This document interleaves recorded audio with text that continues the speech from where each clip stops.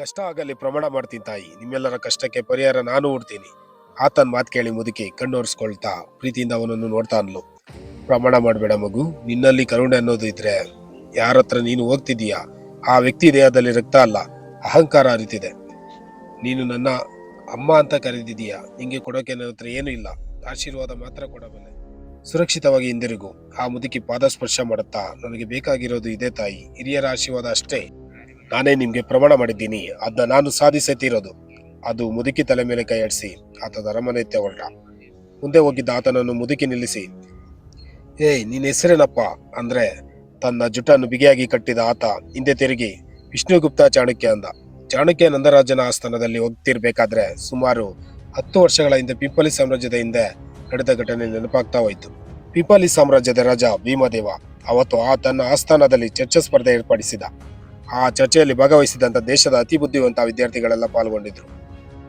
ಆ ಚರ್ಚೆಯಲ್ಲಿ ಭಾಗವಹಿಸಿದವರಿಗೆಲ್ಲ ದಕ್ಷಿಣ ರೂಪದಲ್ಲಿ ಆಹಾರ ಬಟ್ಟೆ ಸಿಕ್ಕಿದ್ರೆ ಸ್ಪರ್ಧೆಯಲ್ಲಿ ಗೆದ್ದವರಿಗೆ ರಾಜ್ಯ ಮಂತ್ರಿಮಂಡಲದಲ್ಲಿ ಮಂತ್ರಿ ಸ್ಥಾನ ಸಿಗೋದಿತ್ತು. ಈ ಸ್ಪರ್ಧೆಯಲ್ಲಿ ಗೆಲ್ಲೇಬೇಕು ಅಂತ ತಕ್ಷಶಿಲಾ ವಿಶ್ವವಿದ್ಯಾಲಯ ತನ್ನ ಅತಿ ಚಾಣಕ್ಯ ವಿದ್ಯಾರ್ಥಿ ಮಹಾನ್ ವೇದವಿ ಚಾಣಕ್ಯನನ್ನು ಕಳಿಸಿಕೊಟ್ಟಿದ್ರು.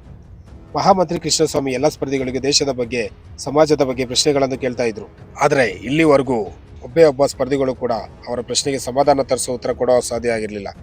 ಈಗ ಚಾಣಕ್ಯನ ಸರದಿ ಬಂತು. 20 ವರ್ಷದ ಚಾಣಕ್ಯ ಮಹಾರಾಜ ಭೀಮದೇವ ಮತ್ತು ಅವನ ಮಂತ್ರಿಮಂಡಲಕ್ಕೆ ನಮಸ್ಕಾರ ಮಾಡಿ ತನ್ನ ಪರಿಚಯ ಮಾಡಿಕೊಂಡ. ಅದಾದ್ಮೇಲೆ ಜಡೆಯನ್ನು ಬಿಗಿಯಾಗಿ ಕಟ್ಕೊಂಡು ಪ್ರಶ್ನೆಗಳಿಗೆ ಉತ್ತರಿಸಕ್ಕಂತ ರಾಜನ ಮುಂದೆ ಬಂದು ನಿಂತ ಚಾಣಕ್ಯನ ಮುಖದ ಮೇಲೆ ಜ್ಞಾನದ ಬೆಳಕು, ವಿಪರೀತ ಆತ್ಮವಿಶ್ವಾಸ ಕಾಣ್ತಾ ಇತ್ತು.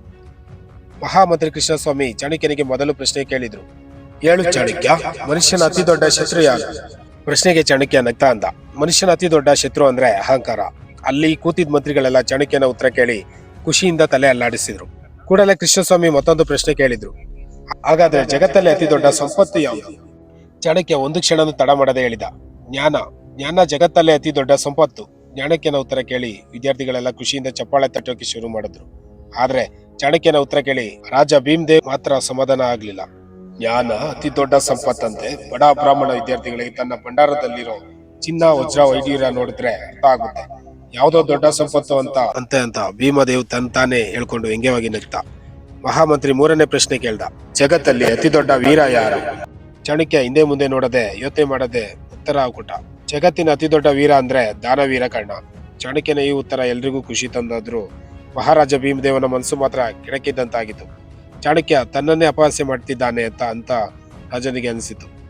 ಭೀಮದೇವ ತನ್ನ ಸಿಟ್ಟನ್ನು ನಿಯಂತ್ರಣ ಮಾಡೋದಕ್ಕೆ ಸಿಂಹಾಸನವನ್ನು ಗಟ್ಟಿಯಾಗಿ ಇಟ್ಕೊಂಡ. ಇದನ್ನ ನೋಡಿ ಚಾಣಕ್ಯನಿಗೆ ಮಹಾರಾಜನ ಮನಸ್ಸಲ್ಲಿ ಏನು ಓಡ್ತಿರ್ಬೋದು ಅಂತ ಅರ್ಥ ಆಯಿತು. ಆದ್ರೂ ಅವನು ಎದರದೆ ಮುಂದಿನ ಪ್ರಶ್ನೆಗೆ ಉತ್ತರ ಕೊಡಕ್ಕೆ ಸಜ್ಜಾದ. ಇಂತಹ ಮತ್ತಷ್ಟು ವಿಡಿಯೋಗಳಿಗಾಗಿ ಯುನಿಕ್ ಇನ್ಫಾರ್ಮೇಶನ್ ಕನ್ನಡಿಗ ಚಾನಲ್ ಅನ್ನು ಸಬ್ಸ್ಕ್ರೈಬ್ ಮಾಡ್ಕೊಳ್ಳಿ. ಪಕ್ಕದಲ್ಲಿರೋ ಬೆಲ್ ಐಕಾನ್ ಬಟನ್ ಅದು ಕ್ಲಿಕ್ ಮಾಡಿ.